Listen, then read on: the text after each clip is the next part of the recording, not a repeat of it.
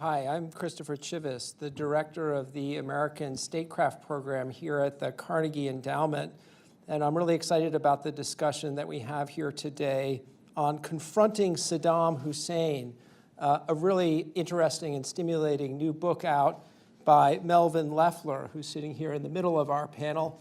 Mel Leffler is the Stettinius Professor of History at the University of Virginia. He's written widely on the history of U.S. foreign relations in the past and has now produced this book right at the right moment when we are approaching the 20th anniversary of the war in Iraq.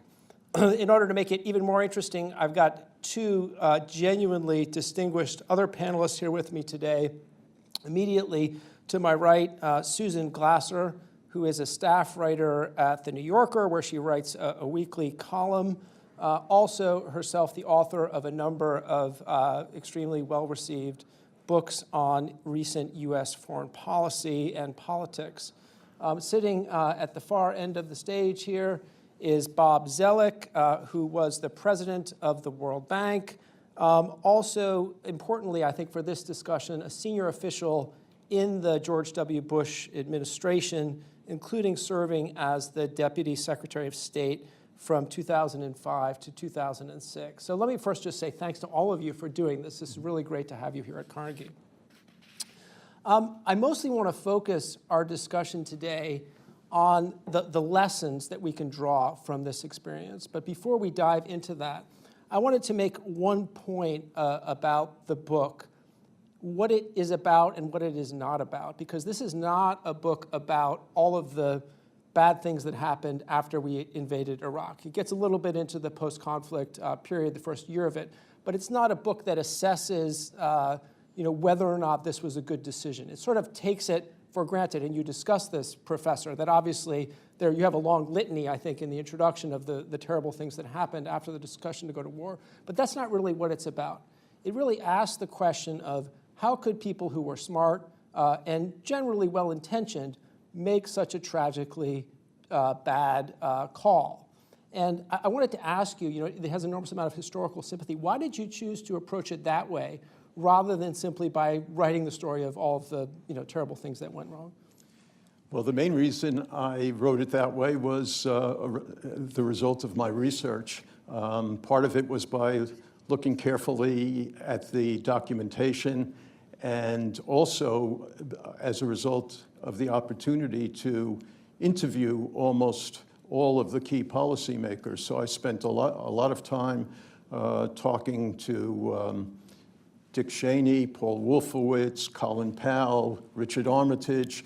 I spoke to some of the people who worked very closely with the president himself, his major speechwriter, Michael Gerson, his daily CIA briefer, Michael Morell.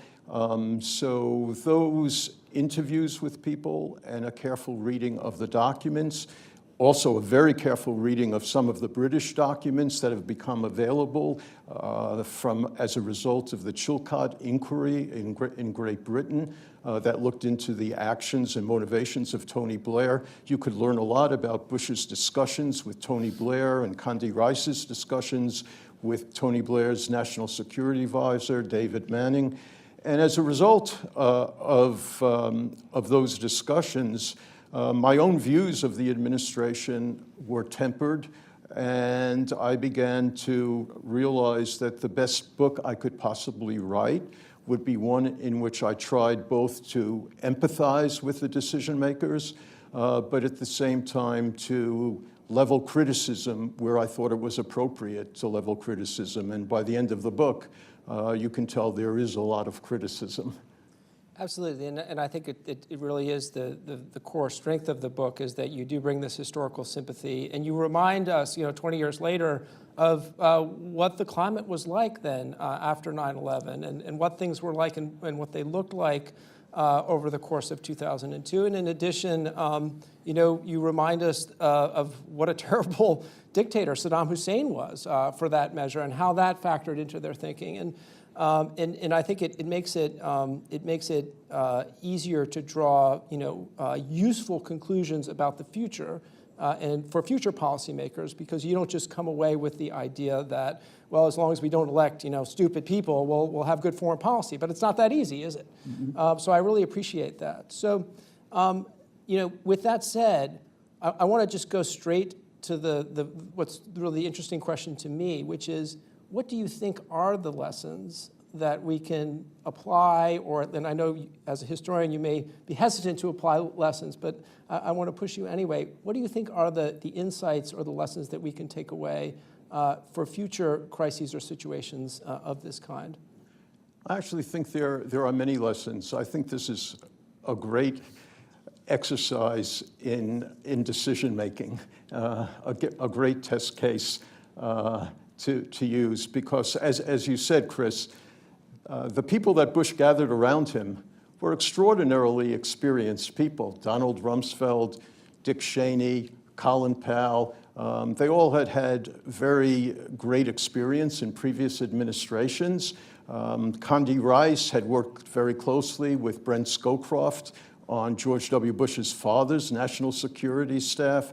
So, and all the top subordinates in the State Department, the Defense Department, the people on Dick Cheney's staff were all very experienced policymakers, yet they created a tragedy, or at least what most people would agree was a tragedy. So what can be learned? I think a lot of things can be learned. So I would say, first of all, one needs to learn how to modulate one's fears, temper one's fears. I think another lesson is to grasp the limits of American power. A third, curb one's hubris. Don't assume that other peoples are simply going to welcome American troops when they invade a country, even if they're invading with what ostensibly seems to you like good intentions. Other key lessons, really important lessons. Re-examine fundamental assumptions. Re-examine fundamental assumptions. Analyze carefully the costs and consequences of the decision you're embarking upon. Clarify goals. That's really an important one. Clarify goals. Set priorities and insist, if you're a top policymaker, insist on good staff work. And I would say the staff work throughout was not very good. So let me just take a moment or two to elaborate just on one or two of these things. So what I argue in my book, as you just implied, was that there was enormous apprehension after 9/11 about another attack. And I try to demonstrate that Bush and his advisors had good reason to be worried about Saddam Hussein's weapons of mass destruction. And Bush himself feared that those weapons of mass destruction, meaning biological and chemical weapons, might find their way into the hands of terrorists, if not al-Qaeda terrorists, other terrorists. These were legitimate fears, and part of the fears were based on the fact that they were receiving information that Saddam Hussein did have biological and chemical weapons. I demonstrate that almost all the top policymakers were quite aware that the intelligence was, using the word of the intelligence people, murky, that it was uncertain, ambiguous. The top policymakers knew that, but they nonetheless believed that Saddam had weapons of mass destruction. And there were good reasons why they believed it, and they said it again and again. We believe Saddam Hussein has biological and chemical weapons. Why? Because he had them in the past. He used them against his own people, the Kurds. He used them in the war against the Iranians. He then lied about them. He concealed them. There was every reason to think that Saddam Hussein still had weapons of mass destruction. And the point is, of course, we now know that he had gotten rid of them in the late 1990s. And the point is, you need to re-examine fundamental assumptions. And I'm not saying that's easy to do. It's hard to reassess fundamental assumptions. How many of us reassess fundamental assumptions? It's difficult to do that. Yet one of the lessons to be learned is that you do need to reassess fundamental assumptions. Sometimes they turn out to be wrong. Many times your fundamental assumptions will be right, but take the time to reassess them. One other thing that I'll just elaborate on right now to begin the discussion, and that is examining carefully the consequences and costs of a decision. What is striking is that the top policymakers did not really systematically examine the costs and consequences of an invasion of Iraq. That does not mean that there wasn't a lot of planning. Actually, there was a lot of planning that went on throughout the administration, and I point out where that planning took place. But at the top echelons, among the principal advisors to Bush, there was no systematic assessment of costs and consequences. And a key reason for that, there were many reasons, but let me just stress one key reason, and that was the lack of clarity about the overall objective of the invasion. So it's very interesting, and I developed this in the book. When the war planning began in December of 2001 and January of 2002, General Franks, the head of CENTCOM, and Secretary of Defense Rumsfeld explicitly defined the goals of their war plans as 1, regime change, 2, gaining control of Saddam's weapons of mass destruction. They did not, let me repeat this, they did not define the goal as creating a democratic Iraq. What happened is that during the course of the subsequent year of war planning and what I call coercive diplomacy, it became clear that President Bush himself did believe that if the United States went to war, that he wanted a democratic Iraq to emerge from the invasion. But his policymakers did not focus on that goal.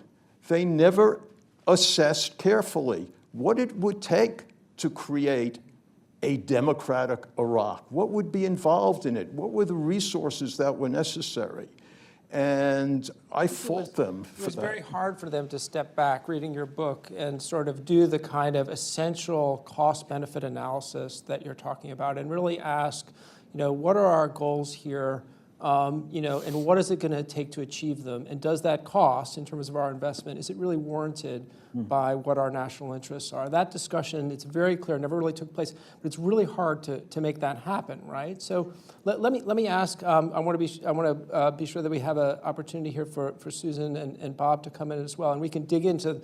There's a plethora of issues there that are really really fascinating. But Susan, let me start with you to react to what Professor Leffler has just laid out, and also, if possible, to give us your thoughts on, do you see lessons here as we look towards the future that future policymakers should have in mind? Well, absolutely. I want to say that I'm having a little bit of a, kind of flashback moment maybe here. It's really interesting, actually, timing for this book, and the fact that we're at 20 years past the war in Iraq, the invasion of Iraq, and Washington doesn't talk about it anymore.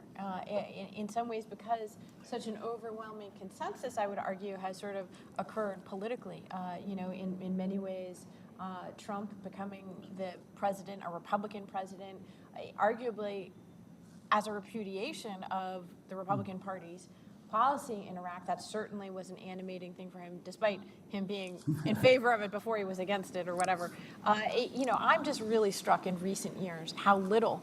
It's as if it was, a message from a different era to read this book. And of course, having lived through it, that's pretty striking because it seems extremely relevant to the moment we're in. Washington is still Washington. The perils that you describe of failed bureaucracy and staff work, infighting, this is a very scathing portrait and an important portrait. Certainly reminded me, of kind of levels of infighting that people have forgotten, perhaps because in recent years we had another highly dysfunctional White House. These people were arguing with each other over substance and policy. They might have been a politer group, right, than the most recent crowd that we had in the White House, but they were at each other's throats over, in a very polite and reasonable way, over life and death type matters. Rumsfeld in particular, I would say, comes across as a major goat in this recounting, and that he was an obstacle from the very beginning and an agent of dissension and dysfunction within the administration even before 9/11. That's a portrait I think that's important. You're very critical, which is interesting to me, of the National Security Council and the role that Condoleezza Rice and Stephen Hadley played at the NSC in the aftermath of 9/11, in particular on this Iraq thing. And I was really struck, in particular, this conclusion you come to after interviewing so many of the major characters. Once again, it's a point that is also the conclusion that my husband, Peter Baker, reached in his book, Days of Fire, about this same thing. But it's very important because people don't believe it, which is that there was never a meeting. There was never a moment in time when President Bush convened his top advisors and, had a gut check like, okay, today's the decision. Today's where we have it out. And the people who are pro and the people who are con sit there and debate it. It's a remarkable thing. I remember when Peter was working on this book, I kept saying like, okay, but when did they decide? When did they decide? When did they decide? And so that, of course, is a big takeaway. But I guess the final point I would make before we kind of move on is, maybe I'm here a little bit as the, what did this feel like on the ground, or, the ground truth perspective, because I was not in Washington on 9/11 or in the 2 years that followed. I was the Moscow bureau chief for the Washington Post and ended up both covering the war in Afghanistan and in Iraq. And, I was really having flashbacks as I read this to, you're very sympathetic here, and empathetic perhaps is a better word, without being, as Bob put in his excellent review of the book in the FT, exculpatory. It's not an exculpatory book about Bush, but this is, I thought, very interesting. You accept largely the account of those who immediately surrounded Bush at the upper levels, that he didn't have a preordained decision, right? That it wasn't like inevitable from 9/11 on that he was going to go to war, number one. And number two, you have this conclusion, although some of his advisors, including ultimately people like Dick Cheney, talked about al-Qaeda and a nexus between al-Qaeda and Saddam, that was not ultimately a driving factor. All I would say is that I accept that reporting at face value, but I am left, with this image of my 20 years ago self walking around the desert, interviewing American troops who had been sent there to Kuwait to invade Iraq. And you know what I saw? I saw young men, 18 years old, 19 years old, the age that my son is now, with missiles that they were busy spray painting, like remember 9/11 and, this is for New York City on the side. And, the power of lies in our politics, regardless of whether they influence the decision in a narrow sense, is one that is still a lesson for me about American politics. That's really interesting, and there's a lot to talk about there as well. I wonder if we could, if Bob, I could ask you, for your general thoughts, but also on the question of the bureaucratic infighting, and especially, why wasn't there this decision moment that Susan was talking about? I mean, why wasn't there this stock taking? Why is it so hard to do that, to say what are our interests here and is the cost really going to be worthwhile? You've sat in, countless number of high-level interagency meetings, cabinet meetings. Why do you think that didn't occur in this case, and what can we do about it? So first, let me build on some of the comments you made. I think this is a very important book because this is the first scholarly history. We often have journalistic accounts as kind of a first cut at history. You have memoirs, you have morality plays where you decide who's evil and who's wrong and others. But what We decided that Saddam was evil in this one. what I think Mel did here, and if you think about it, it's not so easy to start, although it's been 20 years, because it's hard to get the source material. And so for future historians, I think this is going to be an important foundation. People will come up with other stuff. But Mel was able, not only through interviews, but frankly, and through the British sources and others, to come up with a true scholarly history. Now, the reason that's important is that one historian said to really write history, you really have to almost treat it as a foreign land. You have to go back, and not with the today 2023 mindset, but what was the mindset of 2001? And just to draw out sort of 2 points. The first, one of the early chapters talks about Saddam Hussein. Now, Saddam Hussein is a figure of history, but he reminds you that this was a man that would rape family members in front of other family members, dip people in acid, attack 2 of his neighbors. To understand the decision making, you have to understand that was the figure you were dealing with. The second point, which I think Mel does really well, was the shock of 9/11. And this is where you start to get into the psychology of decision making, the sense of guilt, the sense of sort of anxiety about being hit again, and after taking down Afghanistan, some sense of hubris. These are real people, and you have to understand the psychology of that. Now, to take it in terms of your idea of lessons, I'd draw 2 from the intelligence side. And again, Mel has a fact on this that drives it. After people have what they might fear was their mistake, you can understand that the bureaucratic response is to overdo the intelligence. So what intelligence officer is going to be criticized for giving more warnings about what's to come? And Mel pointed out, the president was getting every day a 40 and 50-page threat matrix, okay? Now, what this does, I think this was a mistake by the intelligence community, because it's going to put you in a mindset that worst case is your fact base, that you're expecting that to happen. And that created some of the psychology that I think sort of led to the decision process. The second one, which Mel related to, is President Bush and Condi at one point go to the CIA director and say, look, is this the best you have? Are we really certain about these types of things? And this is, again, if you think about it in your own life, you start to get an accumulation of reports, news reports of this, this, and this, and it starts to build a weight that perhaps the underlying evidence doesn't support. And I think one lesson for this is that presidents would be wise to have CIA directors that frankly are willing to be unpopular, that are willing to say things that people don't want to hear. Now again, this may seem obvious, but when you're working with people and you have to have a group dynamic, how many people want to be the skunk in the room, okay? Mm-hmm. But that's frankly what the responsibility of a good CIA director. Now to take it to the decisions, which again, and sort of the lessons from it, I'd sort of focus on 3. One, which all of you have said in a way, there's never a decision of can we rely on deterrence, okay? And if you think about it, we've relied on deterrence with Iran, we've relied on deterrence with North Korea, and so on and so forth. People don't want to rely on deterrence because the guy on the other side looks scary. And frankly, if you get it wrong, then you have another sort of judgment of history. But there was never a discussion of whether this is the best of crummy options, okay?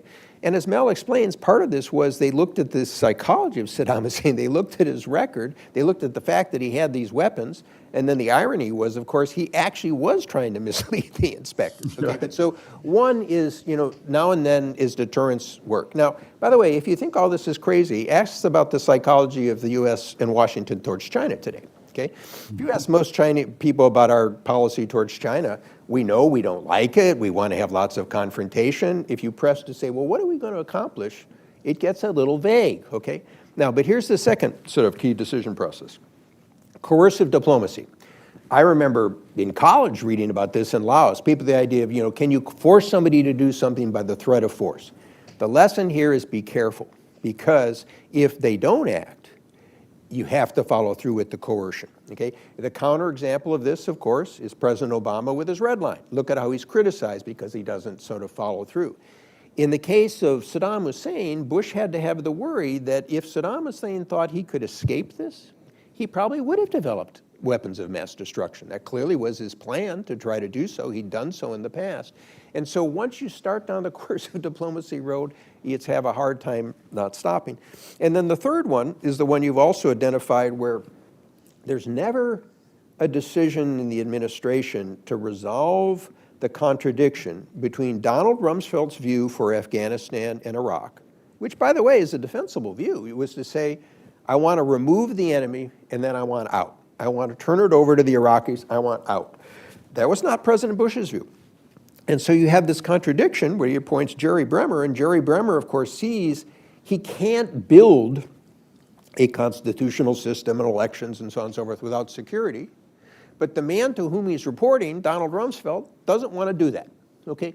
Now, frankly, you could make the argument for either of these. You could make the argument of knock Saddam Hussein out, turn it over to the Iraqis, get the heck out. It would have been messy. It would have looked irresponsible to some people, but you wouldn't have been there for 15 or 20 years. Or you could make the argument that you want to try to build something. The problem here, and this is what sort of Mel and Susan have sort of both sort of focused on, is there has to be a role for people who are willing to kind of, whether you say pros and cons or something, but force alternatives into the discussion against the current of thinking. And let me come back to China as a sort of a good example, okay? Everything that China does now we see as an enemy. We don't like the human rights. We don't like Xinjiang. We don't like their address in the South China Sea. Okay, so then what do you want to accomplish with China, okay? And so I'm using the China example not because it's a perfect fit, but it's important when you go back and look at a historical case to understand the psychology of the people of the time. And this is where I think the phrase I used, Mel, was you were explanatory without exculpatory, is that I think Mel is a sympathetic, trying to understand people's psychology, but he's straightforward about the mistakes in the process and the decision-making. And this will not be the last time this happens. In fact, having done my own history, what it reminded me of a lot was the LBJ decisions in 64, 65, where if you go back and you look at the decision process, Hubert Humphrey and others, but very rarely does somebody come in and say, well, are we really sure we should be putting in U.S. ground troops? And what's our real objective here? What can we expect to have happen? In some ways, you can give Johnson more of an understanding because at that time in the 60s, the sense of U.S. power was so great, you would think that, yes, you should be able to get some negotiated solution. But that's what you have to do in these jobs. So somebody needs to be asking what's the real objective here first and foremost, but also you pointed to the fact that somebody needs to be adjudicating between different strategies. And I think, Mel, you know, your book basically lays this on President Bush in the end for not doing that. Towards the end of the book, you really explain what it was about his character and his approach to leadership that he should have engaged more with these issues. I mean, you want to explain a little bit about that? Well, I certainly think that ultimately the president was responsible. And after all, I show pretty meticulously in the book that it was President Bush himself who designed these policies, who conceptualized them, who first designed the strategy or so-called strategy of a global war on terror. He then initially focused on Afghanistan. He was the one who then shifted attention to Iraq. He was the one who sort of, with Condi Rice, decided to pursue coercive diplomacy along with Prime Minister Tony Blair. So yes, he was responsible for all these decisions, but he didn't really intrude decisively into the decision-making in the sense of demanding what precisely were the resources and what are the prospective costs of trying to do these things. Now, as I try to explain in the book, there were reasons why he wasn't willing to rely on deterrence and containment. There were many policymakers who said, especially from the State Department, and Secretary of State Powell certainly agreed with this, and so did Bill Burns, the Assistant Secretary of State for Near Eastern Affairs. Saddam is in his box. Let's we don't really need to do anything.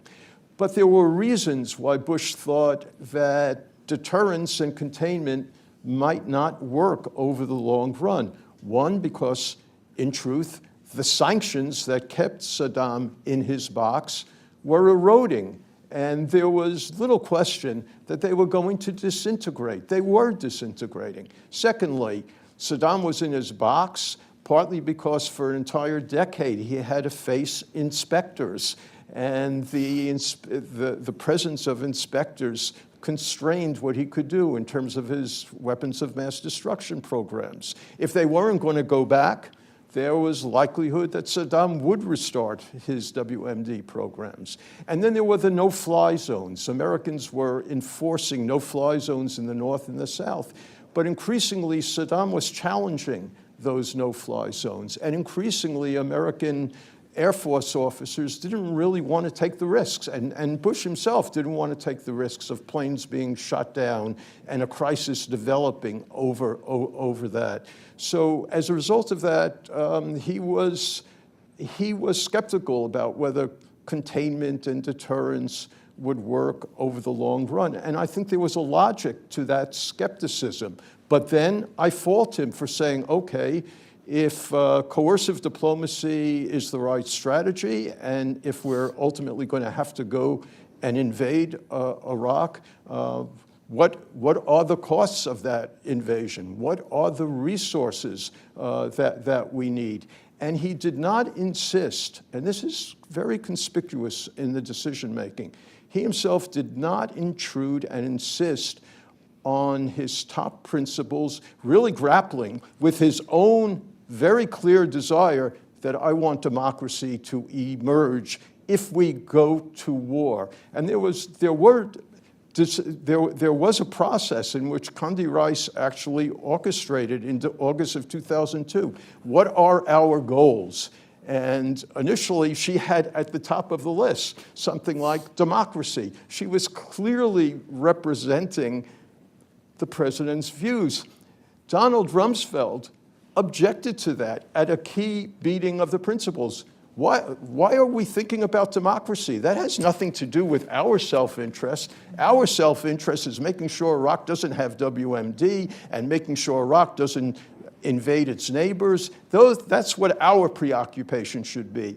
And the actual NSC paper was then reworked, and the people who comment on it say, well, we reworked the paper, and the president signed off on it. But the truth of the matter was, we didn't really agree on the goals. They explicitly, we really didn't agree on the goals, and there's no indication at that time, and in the months that followed, that President Bush insisted that, yes, democracy is going to be our goal, plan for it systematically. And neither Condi Rice nor Steve Hadley, the Deputy National Security Advisor, really worked on that. Now, if you spoke to them, if they were here, and I think Bob would confirm this, they would say, we did a lot of planning. We did a lot of planning. We planned for humanitarian assistance. We planned what we would do if Saddam would set the oil fields ablaze. We planned for those things. And there were plans for those things, but there weren't plans for the fundamental objective of President Bush himself, which was to promote democracy and reconstruct Iraq. There were not plans. And so, Susan, the soldiers you saw in Kuwait there, they say, I read the after-action reports of the various divisions that went into Iraq, and what they say is, we had no idea what to do after the combat. Right. After the combat. We had good combat plans, but we didn't know what to do once there was sort of unexpected success. And they talk about this spectacular success, but they didn't then know what to do. And that was a huge problem that immediately appeared in the last chapter of my book. I just spend time focusing on the first months of the so-called liberation/occupation, and there were no plans. there was chaos. There was unbelievable dysfunction and friction and acrimony amongst all the advisors.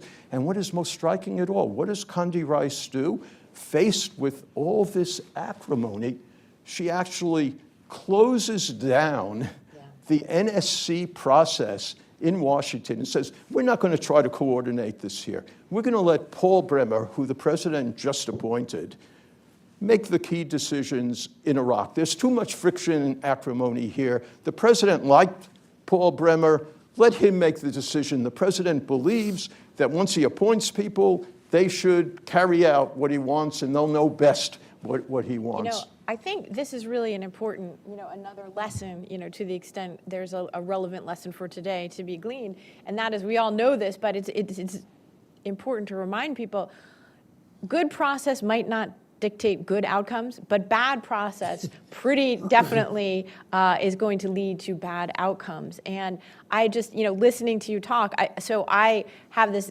again, more vivid flashbacks of, what is the consequences of bad policy and bad process and expectation shaping outcomes, because that's the other part of this. Well, on the ground and amongst both the State Department officials and the Pentagon officials whom we encountered on the ground in Kuwait and in Iraq in the early days, they expected not the chaos that ensued, but they expected that they were going to find WMD. So in fact, they said, okay, well, you're from the Washington Post. Here's super secret. Here's what we're going to do. We have a plan for when we find the WMD.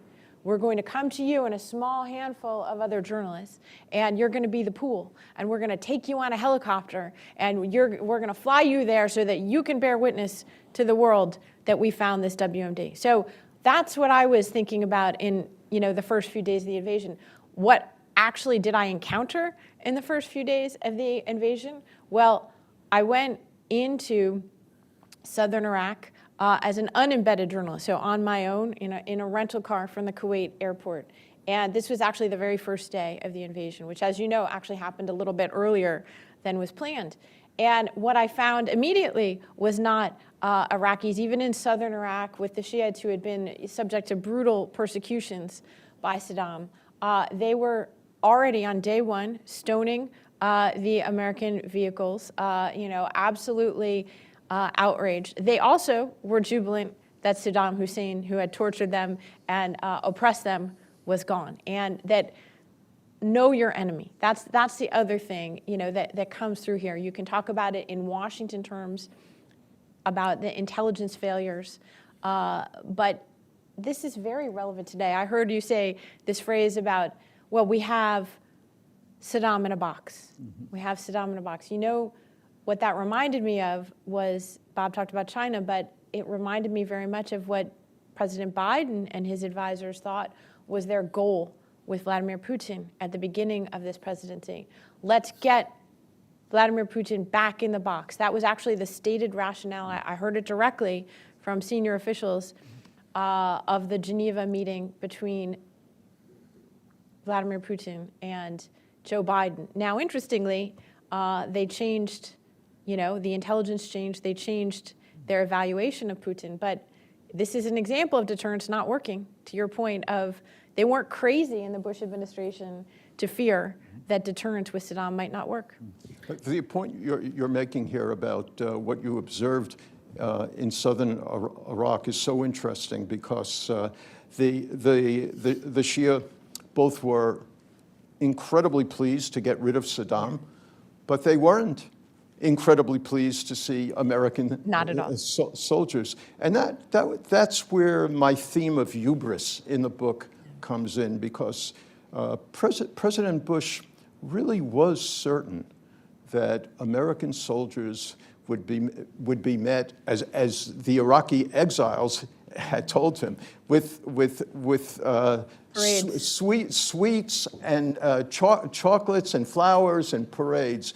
And what Americans didn't understand, what the top policymakers did not understand, was the deep distrust that existed inside Iraq. Amongst the Shia, there was a feeling that Bush's father had betrayed them in 1991, that Bush's father had sort of encouraged them to rise up against Saddam and then did nothing to help them when Saddam Hussein brutally repressed them. That was what was on their memories. In the north, the Kurds, who worked more closely with the Americans, nonetheless, were also very suspicious of Americans because the United States repeatedly, over the decades, going back to Richard Nixon, had sold them out at one time or another. But the top policymakers sort of weren't sensitive to this distrust. There was hubris. The hubris arose from what was understandable. And Bush said it time and again. And Cheney and Condi Rice, the frame of reference was the end of the Cold War. The jubilation, when the Berlin Wall came down and the peoples of Eastern Europe embraced freedom and cheered the policies of the United States and demonstrated and confirmed that the Cold War policies that had been pursued for 40 decades, despite all the sacrifices, were worth it. They championed and they loved freedom. And that was what was on Bush and Cheney's and Condi Rice's mind, and it wasn't sensitive to the dynamics of what was really going on in the Middle East and in Iraq. It's clear that there was, hubris, as you point to it. American exceptionalism is also another way of talking about a similar thing. And also, repeatedly, we seem to fail to really invest in understanding the groups on whose behalf we are purportedly intervening. We've done it in a number of different times, and it tends to create problems for our policy. Bob, you had a point that you wanted to make. I'd love to hear it. Well, just two thoughts based on this. One, I've sometimes had the debate with colleagues, and Mel will appreciate this, that people who approach this from a political science background often try to get the broad generalizations and, movements of freedom or societies. People who bring a historical perspective always appreciate that the world is messy and complex and never turns out the way you want. That's right. And so my own sense as someone who's read a lot of history is you can't be paralyzed. You have to act. You have to plan. But you need to keep in mind that if it turns out great and everybody loves you, fine. But be prepared for other alternatives. The second point, which may be more relevant for the lessons for today, is we operate in a democracy. And you have to appreciate that most political leaders in a democracy, even President Bush, who liked to be seen as a decider, like to keep their options open. Franklin Roosevelt was a classic of this sort of example. And so sometimes when you can't get a decision or it's kind of left floating, you have to understand the political psychology of the people we bring into these offices. Secondly, think about your own life.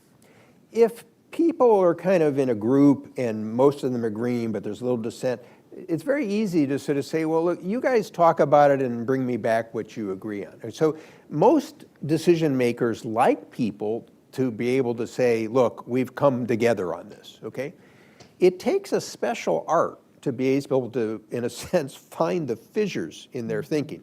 The classic example of this for me, and you can see his background, after John F. Kennedy had the Bay of Pigs disaster, Eisenhower stands up and protects him. But then he meets with Kennedy and his people, and he says, Mr. President, he said, did you ever bring your advisors all together in the room to argue this out in front of you so you could hear the different views and then make your own decision, which, of course, Kennedy had not. He just kind of rolled with the process. You can see this affect Kennedy by the time of the missile crisis, the Cuban Missile Crisis in 1962. And particularly the role that he and to a degree Robert Kennedy play, where they don't let the process move and lock in. They keep their options open in their overall decision-making process. But that's not natural for most people. Most people, if you're in a group and everybody kind of agrees, then you can sort of march forward. You can focus on the implementation. So some of what you're talking about in process for democratic political leaders is, it starts with the selection process, making sure there's somebody who's willing to be a son of a bitch in the room to disagree with the colleagues, okay? And create an environment where disagreement is sort of accepted. And that clearly is what's sort of missing here in this sort of process early on. There's a mindset, and And to be fair to people, you can imagine how hard it would have been to say, you know, Mr. President, I know Saddam Hussein has used chemical weapons on his own people. I know he's invaded his neighbors. I know that, you know, he's probably a sociopath.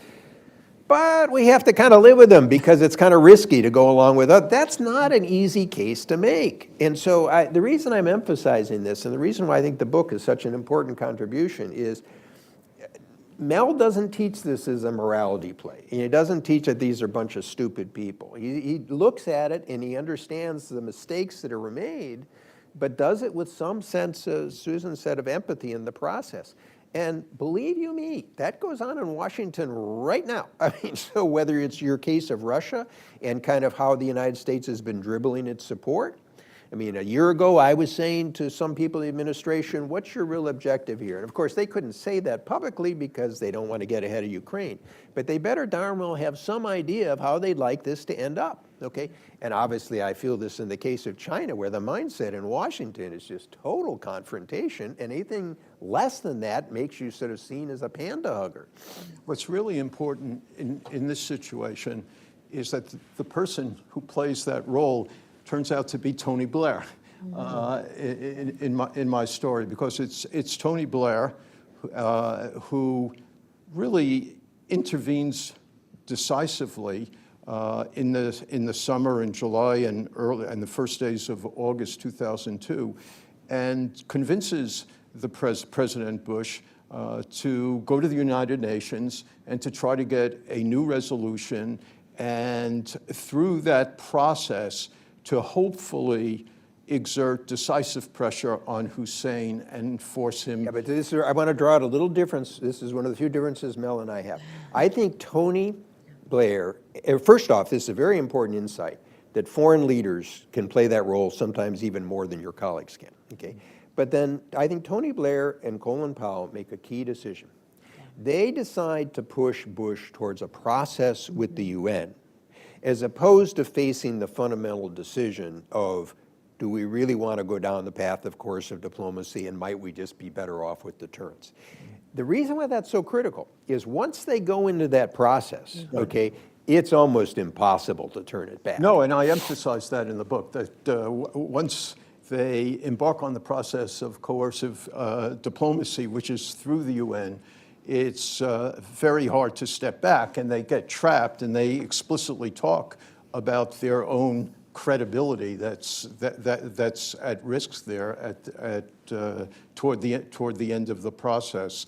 So that is very important. But one thing that's very critical in this, and that is to realize that no one thought that Saddam Hussein would make any concessions at all, would allow back the inspectors, unless he was threatened with the use of force. Mm-hmm. And almost every decision maker and leader in every important country actually acknowledge that to get Saddam to open up Iraq, you're going to have to intimidate him with the threat of force. And Tony and Hans Blix, who's the head of the UN inspection team, I show explicitly in my book, believes that himself, that the only way you're going to get Hussein to make any concessions, open up Iraq, is by deploying force. The irony, of course, then is when you start deploying the force, then you become more and more committed because your credibility is at stake. One other thing I wanted to bring up, which is sort of related to this question of, you know, headed barreling down the road because you've embraced a process or because you've embraced a theory of the case that might ultimately prove to be wrong. It's a theme in your book, but it's not kind of the dominant theme, and that is one of opportunity costs and trade-offs. And you know, you talk about that in the initial framing of the global war on terror after 9/11. You show, I think, very interestingly, how much that really was Bush's own desire instantly to frame it in such sweeping terms, and that had very long-term consequences, arguably including Iraq, that he himself might not have foreseen at the moment. I'm also struck, though, by how hard it is for us to acknowledge that the war in Iraq not only was a mistake, but also potentially a big distraction. And, we're talking about China and Russia today. Had you told those policymakers in 2001, here's what is the world that would result 20 years from now with an aggressively revisionist China and Russia at the same time, regardless of what to do about them, and a world in which deterrence has failed not against Saddam Hussein, but against Vladimir Putin with a lot higher stakes. I don't know how you, as a historian, I'm just curious about this, how do you grapple with the role of the unintended consequence or the debates not held or the opportunity cost? And of course, Afghanistan is the one that leaps out as well. And you don't really get into this in the book, but Bush is instantly, they've barely toppled the Taliban government in Kabul when they're having principals meetings about Iraq. It's like he didn't care at all about an under-resourced and unthought-through war in Afghanistan that would then go on for 20 years. Mm-hmm. Well, once again, it has to do with clarity of goals. So in Afghanistan, Donald Rumsfeld certainly believed that once the Taliban government was dislodged and once you sort of forced the al-Qaeda terrorists out of their training camps, you've accomplished your goal in Afghanistan. That was Donald Rumsfeld's thinking, and I think it was probably to a significant extent George Bush's thinking as well. So the goal there was accomplished. Let's not get bogged down here. Let's turn to other issues with regard to the global war on terror. Now, your point, Susan, about the opportunity costs with regard to Russia or China is such a good point, and it really, I think, underscores the issue of what happens when you overestimate American power, because the assumption of the policymakers was that we had so much power, we succeeded, quote unquote, so quickly in Afghanistan. Mm-hmm. We're likely to do the same thing in Iraq. They were buoyed by their success in Afghanistan, inspired by it. It made them think, yes, we have the power to do this quickly, effectively, expeditiously, and we're not going to get bogged down. We're not going to get bogged down. We can still focus on our other priorities. And here's one key lesson. You need to grasp the limits of your power, and you need to define your priorities carefully in terms of what's really the most important things in terms of your global objectives. I think that's really important, and I want to be sure that we get at least a couple of questions from our audience here. We have several, and we're not going to be able to get to all of them, but a couple of them are focused on an aspect of this that we haven't discussed as much, but which Susan raised earlier, which I think is the broader public opinion, the broader national context in which this decision was made. Is this a case where public opinion was, encouraging or pushing the United States towards war, or did the causal arrows point in the opposite direction, where, President Bush, as he moved closer and closer to the invasion of Iraq, was basically driving public opinion? How do we understand that relationship? Yes, I try to focus some really systematic attention on that in the book, because one of the well-known framings of the whole story is that Bush lied and Americans died as a result of going to war. And what you can see if you look carefully at public opinion studies is that really from the months immediately after 9/11, public opinion actually supported going to war with American combat troops in Iraq to get rid of Saddam Hussein. Something like 75 or 80% of American people favored that in the late fall, early winter, 2001, 2002, before the alleged lying and manipulation of public opinion took place. Then if you look at the polling very carefully, the public opinion support for war sort of declines and then stabilizes 55 to 60%, 55 to 60% were foregoing to war during most of the fall of 2002 and early 2003. When Bush makes the decision to go to war, when American troops go to war, something like 70-odd% of the American people support it.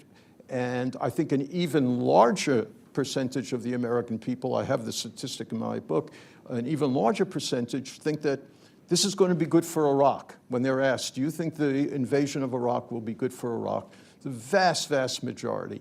And Bush's own popularity during this entire period, compared to recent polling of presidents, is extremely favorable during this entire period. So public opinion basically is supportive of the policies that Bush is pursuing.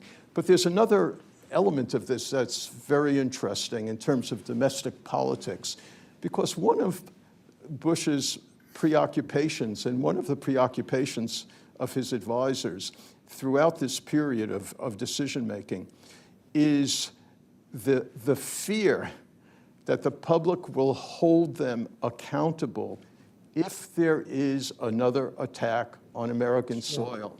They know that in part the public, they've been so adroit at reshaping public opinion. After all, they were in power when the worst attack took place, and yet they're able to reshape the narrative so that the public thinks that having the Bush administration in power is the surest way to safeguard American national security. But in the minds of the policymakers, and they say it time and again, we know if we fail, if there is another attack, we are going to be held accountable politically. And so once burned, twice shy. I yeah, think is the thought that came to mind when I was reading this that. fear is, brings in domestic politics. Absolutely. It's not, it shouldn't be thought of as to be a binary that, oh, it's domestic politics and it's not a sense of responsibility, because Bush also felt a huge sense of responsibility to prevent another attack. But at the same time, he was concerned, and so were his advisors, about the political fallout should there be another attack. So let me ask, we're coming to the end of our time here, but I'd just love to get a final thought from each of you about, what is it that you would most like to leave in the minds of our participants after having had this discussion and read this book? And Bob, I'll start with you. Well, I think it's been a theme that we've discussed throughout, which is that presidential teams matter. The combination of people, it's important.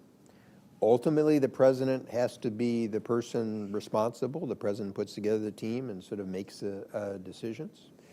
But within the process, it's important to try to create space for serious discussion of alternatives, not just, as some people accused with sort of LBJ, of kind of a devil's advocate so that it's part of our record, but a serious discussion.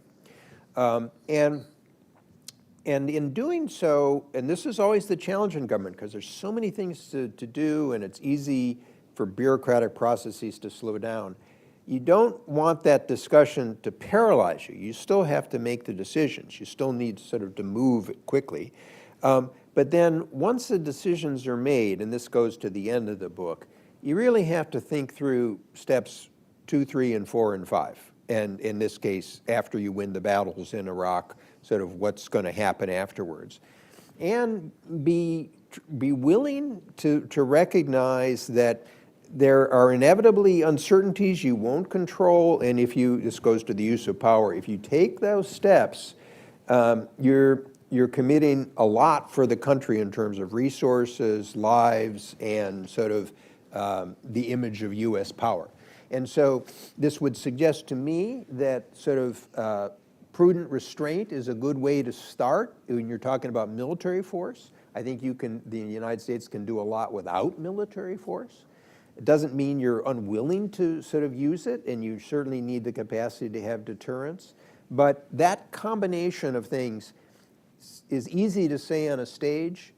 When you're under the pressure of decisions and events and so on and so forth, it's much harder to execute. And so I think this book does a good job of kind of weaving in both of sort of aspects of trying to understand what people were doing, but also calling people to account or calling the process to account. I agree. Susan?